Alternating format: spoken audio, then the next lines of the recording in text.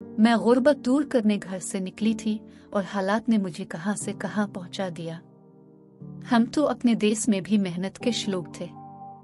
अब्बा की थोड़ी सी जमीन थी। वो और भाई सुबह से शाम तक अपने खेतों में धान बोया करते थे। हमें 2 वक्त की रोटी मुयस्सर थी। सब खुशहाल तस्वुर किए जाते थे, क्योंकि जहां हम रहते थे वहां 2 वक्त की रोटी भी लोगों को नसीब नहीं थी। मेरे बाप और भाई की मेहनत की वजह से हमारे घर में अच्छा खाना पकता था। इस बार भी हमारी फसल बहुत अच्छी हुई थी, लिहाजा मैंने भैया से फरमाइश की कि जब मंडी में फसल बेचने जाओ तो मेरे लिए सैंडल ले आना।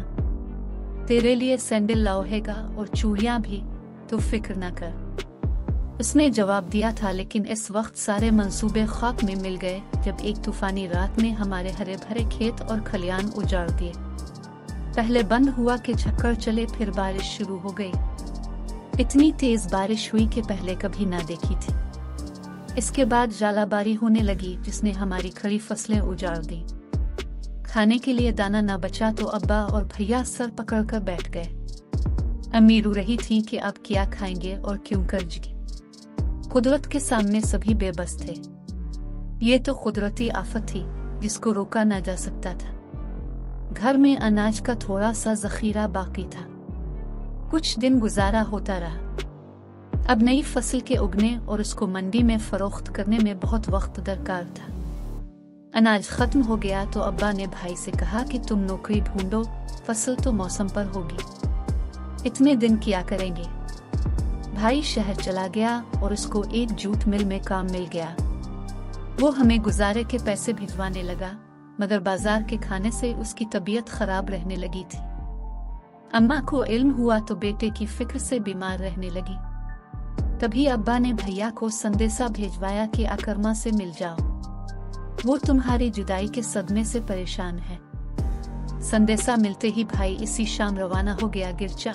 इस रोज मौसम खराब था और नदियों में तुगयानी की सूरत हाल थी। बारिश हो रही थी, रास्ते भी खराब थे। भाई ने बस का सफर चुना था। सड़क पर फिसलन और जाबाजा गले थे। दौरान सफर बस की राड खुल गई या कुछ ऐसा हुआ कि ड्राइवर गाड़ी पर काबू न रख सका और वो एक दरख्त से जाकर टकराए। मेरा भाई भी दीगर मुसाफिरों के साथ शदीद जख्मी हुआ। अब्बा को इत्तला मिली। भाई को अस्पताल ले गए थे। डॉक्टरों ने कहा कि ऑपरेशन होगा, जिसके लिए बहुत से रुपयों की जरूरत थी, जबकि हमारे पास घर में 2 सके न थे। मजबूरना अब्बा ने जमीन सस्ते दामों बेच दी और बेटे का इलाज करवाया। इसकी जान तो बच गई, मगर वो सारी जिंदगी के लिए अपाहज हो गया।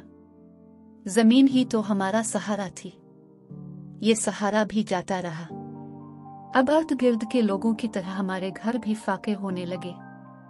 एक रात तेज बारिश हो रही थी कि एक शख्स ने हमारी झोंपड़ी का दरवाजा खटखटाया। अब्बा ने दरवाजा खोला। वो बोला, मैं नजदीक ही रहता हूँ। घर जा रहा था कि बारिश आ गई। आपकी कुटिया में रोशनी देखी तो यहाँ पनाह के लिए आ गया। रास्ता बहुत खराब है, इसलिए आगे नहीं जा सकता। एक रात के लिए मुझको पनाह दे दो। ये शख्स किसी पढ़े लिखे की मानंद बड़ी शुस्ता बंगाली बोल रहा था। तभी अब्बा इसको अंदर ले आए। हम जो रूखा सूखा खा रहे थे, इसमें एक खाने वाला और शामिल हो गया। उसे भी खाना दिया। वो खाकर एक तरफ सो गया। मैं भी वहीं सो रही थी कि बाकी घर बारिश से गीला हो रहा था।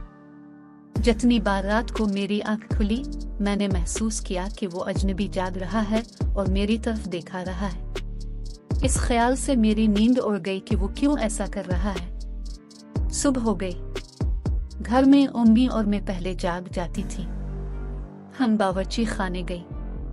माँ ने कहवा बनाया और कहा कि इस मेहमान को दे लो। मैंने इसको कहवा दिया। इसने शुक्रिया कहा। इसकी नजर बार बार मेरी तरफ उठती थी, जैसे शिकारी चौकस अंदाज में अपने शिकार को देखता है। घर की हालत से इसने हमारे हालात का अंदाजा कर लिया था। अब इसने अब्बा को अपने दाम में उलझाना शुरू कर दिया। कहने लगा कि मैं फलां शहर में एक दुकान का मालिक हूँ। अगर आप मेरे साथ वहाँ चली तो मैं आपको काम दिला सकता हूँ। इसने कुछ रकम जो हमारे हिसाब से बहुत ज्यादा थी अब्बा को दे दी। रकम बतौर एडवांस थी।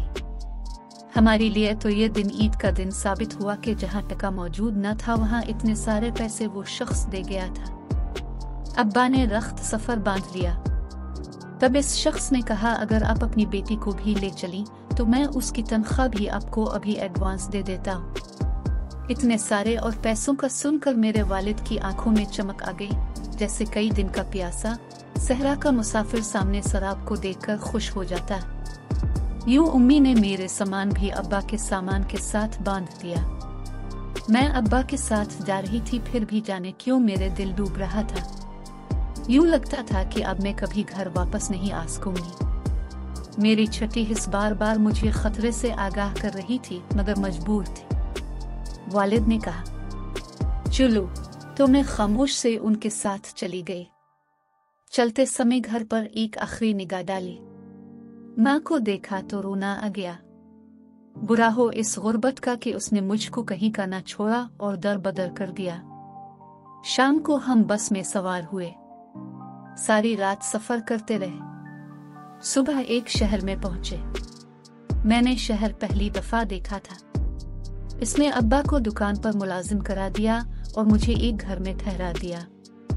कहने लगा कि फिक्र ना करें, यहाँ औरतें चमड़े के पर्स मशीन पर सीती हैं। फैक्ट्री खुलेगी तो तुमको वहाँ काम मिल जाएगा, कुछ दिन यहाँ रहना होगा। अब्बा ने घर खत भेज दिया ताकि उम्मी को तसल्ली हो, और घर से जवाब भी आ गया। यही आदमी हमको घर से आए खुतूत पढ़कर सुनाता और उनकी तरफ से जवाब भी लिखकर भेजोता था। इस शख्स का नाम कासिम था। एक रोज इसने बताया कि घर से खत आया है, भाई की तबीयत खराब है, आपको बुला रहे हैं। यह खबर सुनकर मैं परेशान हो गई, क्योंकि हादसे के बाद से मेरे भाई की तबीयत खराब ही रहती थी। अब्बा के पास किराया नहीं था। कासिम ने ही अपने पैसों से टिकट लेकर दिया और सफर खर्च को भी रकम दी। मैं रोने लगी। वालिद जा रहे थे। मैंने कहा कि मुझे भी जाना है। कासिम बोला, बेटी देखो, बारिश थम गई है। 1-2 रोज में रास्ते साफ हो जाएंगे और फैक्ट्री खुल जाएगी, और जरूरतमंद ख्वातीन को उन्होंने खपा दिया तो फिर तुमको नौकरी ना मिलेगी। तुम जरा हौसले से काम लो। तुम्हारे अब्बा 2-4 रोज में लौट ही आएंगे। मेरे रोने से मेरा बाप परेशान हुआ, मगर टिकट के पैसे भी न थे, सो मैं उनके साथ नहीं जा सकती थी। वो मजबूरन आंखों में नमी भर के चले गए। उनके जाने से मुझे यूं लगा जैसे ये जहां ही वीरान हो गया है। उदासी मुझ पर बरस पड़ी और छठी हिस्स कह रही थी कि कुछ होने वाला है। शाम को वो शख्स घर लौटा और कहने लगा, तैयार हो जाओ, मैं तुम्हारे काम की जगह दुखा दूं। मैं मुबादल न खास्ता तैयार हो गई। काम के लिए ही तो इतना लंबा सफर करके आई थी, और अब एक और लंबे सफर पर जाना था। जब रास्ता किसी तौर खत्म ना हो रहा था तो मैंने जान लिया ये खैर का सफर नहीं है। गाड़ी का सफर खत्म हुआ तो हम नदी किनारे पहुंच चुके थे। अब लॉन्च का सफर शुरू हो गया। समझ गई कि हम फैक्ट्री नहीं जा रहे, किसी दूसरे देश जा रहे हैं। मैं लॉन्च में अकेली ना थी, कुछ दूसरी औरत भी काम की तलाश में जा रही तो रही थी। वो कह रही थी कि फैक्ट्री शायद किसी दूसरे जजीरे पर है। हम में से किसी को मालूम नहीं था कि वो जजीरा कौन सा है और हमारी मंजिल कहाँ है, ताहम हमें ले जाने वाले जरूर जानते थे कि हमारी मंजिल कहाँ है। जब लॉन्च किनारे लगी, पता चला कि ये हमारा बांग्लादेश नहीं बल्कि हमको यहाँ तक लाने वालों का देश है। ये हमारा पड़ोसी मुख था। उन्होंने हमको एक घर में बंद कर दिया। दूसरे दिन एक आदमी हमें ऐसी जगह ले गया जहाँ हवा की बेटियां बेची और खरीदी जाती थी। यहाँ मेरी हमवतनों की बोली लगाई जा रही थी। खरीदने वाले कीमत देते और किसी जानवर तरह अपना खरीदा हुआ माल हाँक कर ले जाते। यहाँ कोई चेहरा शनासा न था। मुझे एक ऐसे शख्स ने खरीदा जो बीवी बनाकर औरतों को मशरिक वस्ता ममालिक में ले जाता था और वहाँ बांदी के तौर पर फरोख्त कर देता था। इससे मुझे जिस दूसरे शख्स ने खरीदा वो दिन भर मुझसे काम लेते और रात को जानवरों के बाड़े में बंद कर देते। उन्होंने मुझे तबीले में सोने की जगह दी थी। मैंने वहां अनथक मेहनत की और कई माह कैद रही। इस दौरान मालिक जब चाहता मुझसे अपनी ख्वाबगाह की रौनक बढ़ा लेता। मैं तो उनकी खरीदी हुई बांदी थी। भला मेरे और क्या हुकूक थे, सब हुकूक तो इसी के थे। जब इस शख्स का मुझसे दिल भर गया तो कहीं और मेरा सौदा कर दिया। आहिस्ता आहिस्ता मेरी शनाख्त गुम होती गई। मैं तो यहाँ फरियाद भी नहीं कर सकती थी। इन लोगों की जुबान से नाबलद थी। जो कुछ ये आपस में गुफ्तगू करते समझ ना सकती थी। अब जिसने मुझे खरीदा वो बाल बच्चेदार आदमी था और उसकी बीवी बीमार थी। घर में बीवी की देखभाल करने वाला भी कोई नहीं था। इसने मुझे बीवी की देखभाल की खातिर खरीदा था। मैं सारा दिन इसकी बीवी की खिदमत करती, फिर भी शुक्र करती कि इसकी औरत और बच्चों की खिदमत करती हूँ, मगर मेरी इज्जत तो महफूज है। मेरी रूह पर तो कोई तशद्दुद नहीं है। कुछ ही अरसा बाद इस शख्स की भी नीयत खराब हो गई। मैं इसके लिए भी खरीदा हुआ माल थी, इसकी मलकियत थी। मैं ये अजियत कब तक बर्दाश्त करती। एक रात इसके बच्चे ने दरवाजा खुला छोड़ दिया और मुझे भाग निकलने का मौका मिल गया। शब भर के सफर के बाद मैं सड़क पर पहुंची। इधर से मुसाफिरों की बस का गुजर हुआ। ड्राइवर को मैंने रुकने का इशारा किया। इसने बस रोकी और मुझे बिठा लिया। मेरे पास किराया न था। एक मुसाफिर ने मेरी शक्ल को भांप लिया था। इसने मेरा किराया दिया। वो एक पाकिस्तानी था। मैंने इसको अपना अहवाल मुख्तसर बताया। इसने कहा कि इस मुल्क का कानून है कि मैं नामहरम औरत को नहीं रख सकता और ना उसके साथ सफर कर सकता हूँ। जहाँ मैं काम करता हूँ वहाँ कुछ बंगाली हैं, वो तुम्हारे हम वतन हैं। तुम इनको अपनी बक्ता कहो, मुमकिन है वही तुम्हारी मदद करे। वो मुझे बंगालियों के पाड़े ले गया, जहाँ मुझको वही भारतीय दलाल नजर आया जिसने मुझे पहली बार कलकत्ता में बेचा था। इसने मुझे और मैंने इसको पहचान लिया। वो मुझसे मुआफिया मांगने लगा। बोला, इस बार एतबार करो, मैं तुमको तुम्हारे वालिदैन के पास पहुंचा दूंगा, क्योंकि मेरे सिवा तुमको वहां और कोई नहीं ले जा सकता। तुम्हारे पास तो पासपोर्ट भी नहीं है। तुम गिरफ्तार कर ली जाओगी। यहाँ के मकामी बहुत सख्त लोग हैं। उनके हत्थे लग गई तो फिर से तुमको तुम्हारे साबिका मालिक के हवाले कर देंगे। यहाँ के थाने में भी कोई तुम्हारी बात को समझेगा और ना तुम उनकी जुबान को समझोगी। मरता किया ना करता और कहाँ जाती। इस दलाल ने दुबई लाकर फिर से मुझको फरोख्त कर दिया। जिसने मुझे खरीदा था वो बुरा आदमी ना था। इसको बस एक खिदमतगार की जरूरत थी। घर पर मिलने इसका एक पाकिस्तानी दोस्त वहीद आया करता था। एक रोज मुझे वहीद से बात करने का मौका मिल गया। मैंने इसको अपनी बिपता सुनाई और मदद की दरख्वास्त की। वो बोला, मैं जरूर तुम्हारी मदद करूंगा। मुझे अपने दोस्त से बात करनी होगी, क्योंकि मैं दोस्त से गद्दारी नहीं कर सकता। इसने दोस्त से बात की जिसने मुझे खरीदा था। वो बोला, अगर तुम इसको लेना चाहते हो तो ले सकते हो, वरना मैं किसी और के हवाले कर दूंगा। बहरहाल पाकिस्तानी भाई ने इस शर्त पर मदद का वादा किया कि वो किसी शरीफ आदमी से मेरा इनकार कर देगा और मैं किसी की बीवी बनकर उसके साथ इज्जत की जिंदगी गुजारूंगी।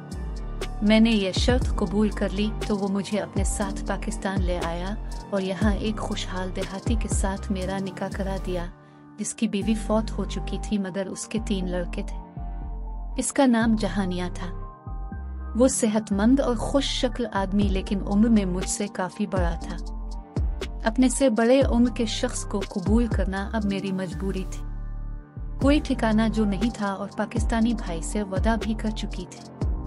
मैंने निकाह तो कर लिया मगर दिल्ली खुशी नहीं मिली। फिर भी एक घर और तहफ्फुज देने वाला जीवन साथी मिला था। समझिए अब मेरा सफर खत्म हो गया है, लेकिन किस्मत में सुकून भी नसीब वालों को मिलता है। शौहर तो मोहब्बत भर इसलोक रखता मगर उसके बच्चे सियाने थे।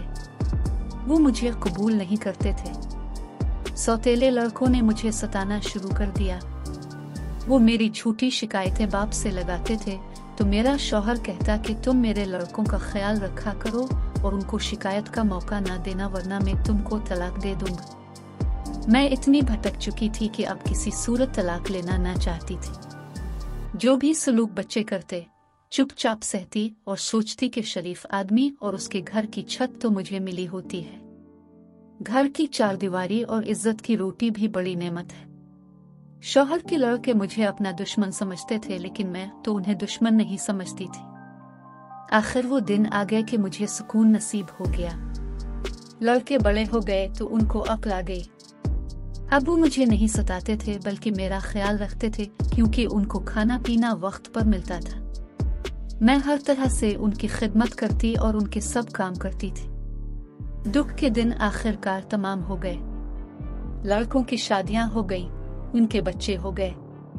मैंने उनकी परवरिश में भी मदद की तो उनकी बीवियां मुझे चाहने लगी। शौहर वफात पा गए तो उन्हें सौतेले लड़कों ने मुझको सिख दिया और जमाने के सर दो गर्म से बचाया।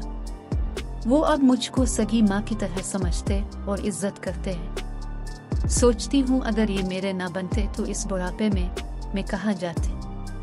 अपनों को तो खो चुकी थी, अब उनसे मिलना मुहाल था। ये सिर्फ मेरी ही कहानी नहीं है, ऐसी हजारों बांग्लादेशी लड़कियां गुर्बत के बाइस दरबदर हुई हैं। इनको नौकरियों का झांसा देकर ये मुजरिम लोग बर्दाफिरोशी करते रहे और अब भी करते होंगे।